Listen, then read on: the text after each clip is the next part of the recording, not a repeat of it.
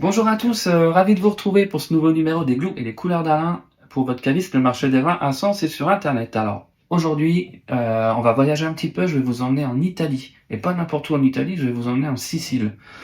On va partir sur cette cuvée de Nero d'Avola, pardon, de la maison Di Canicati. Alors, excusez mon accent italien, j'ai pas fait italien deuxième langue, mais c'est pas grave, on va s'en sortir quand même. On va essayer. Alors, donc la Sicile. La Sicile, c'est une zone qui est très intéressante en Italie pour faire des vins, parce qu'en réalité, c'est une zone où il y a des fortes diversités à la fois climatiques et à la fois en termes de sol. Donc, du coup, ça permet d'aller chercher et de faire des assemblages de différents terroirs pour obtenir des profils de vin bien spécifiques. Sur ce vin-là, on cherche, vous allez voir, on cherche de la fraîcheur, on cherche du fruit, on cherche un vin facile dans le bon sens du terme, très agréable à boire. Donc voilà, on va voir ça après à la dégustation.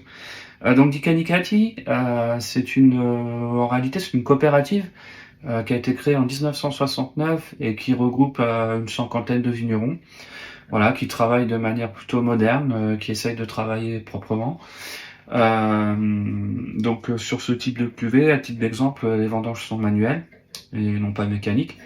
Et on a beaucoup d'élevage en cuve inox justement avec cette idée de garder beaucoup de fraîcheur dans les vins et de garder les notions de terroir, de pas essayer forcément de les évincer avec des boisés qui peuvent être un peu qui peuvent maquiller un peu parfois les vins. Donc voilà pour cette cuvée. Donc on est sur des terroirs, je ne l'ai pas précisé, mais d'argile et de sable.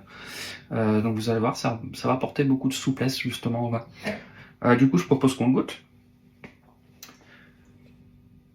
Alors ouais, c'est très joli.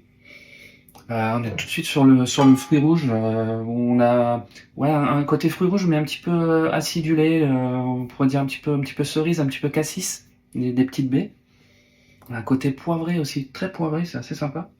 Et c'est assez méditerranéen comme profil au nez, parce qu'on a aussi cette petite note de garrigue, comme on dit parfois, et petite note de réglisse aussi.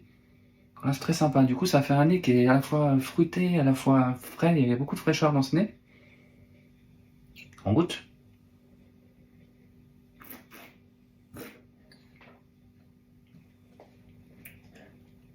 Ouais, c'est super bon. La bouche est très souple. Les tanins sont très fins. Beaucoup de fraîcheur. On retrouve tout de suite ce côté fruité. On retrouve tout de suite la cerise, le cassis. Cette petite note, cette petite acidité justement qui tend un peu la bouche. Et puis on a une petite finale sur le poivre. Voilà, c'est super bien fait. C'est vraiment un vin facile à boire, pas prise de tête, vraiment facile dans le bon sens du terme. C'est vraiment très bon. Alors là-dessus, pareil, il faut pas se prendre la tête en termes d'accord mais vins. On va faire dans le cliché, mais c'est pas grave, je l'assume.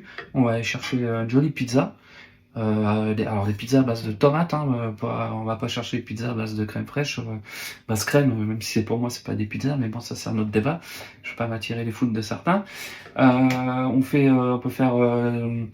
peut partir sur des pâtes aussi, tout simplement, des belles pâtes en sauce, des bolognaises maison ou les fameuses pasta al ragout. Toutes ces sauces en fait un peu tomatées, une belle sauce tomate aussi avec un peu de basilic, ça peut faire écho justement avec les notes de thym un petit peu, les notes d'herbes aromatiques qu'on retrouve dans le verre. Ça peut être super sympa. On peut partir sur des viandes aussi, pareil, des viandes en sauce, mais avec des sauces un petit peu tomatées, ça peut être cool aussi. Type petit osso buco, hein, pour rester dans le cliché de la gastronomie italienne, c'est pas grave, on assume jusqu'au bout. On peut aussi partir sur des grillades, des petites côtelettes d'agneau par exemple, un petit peu en croûte d'herbe aromatique, ça peut être super cool, ça peut être super cool aussi. Donc voilà, vous l'aurez compris, c'est vraiment un vin de copain entre guillemets, pas prise de tête. Super fruité, super facile. Ouais. Vous avez envie de faire un petit voyage en Italie, il pleut, il fait pas beau. Prenez votre verre, prenez votre bouteille et voyagez. Ah, à bientôt!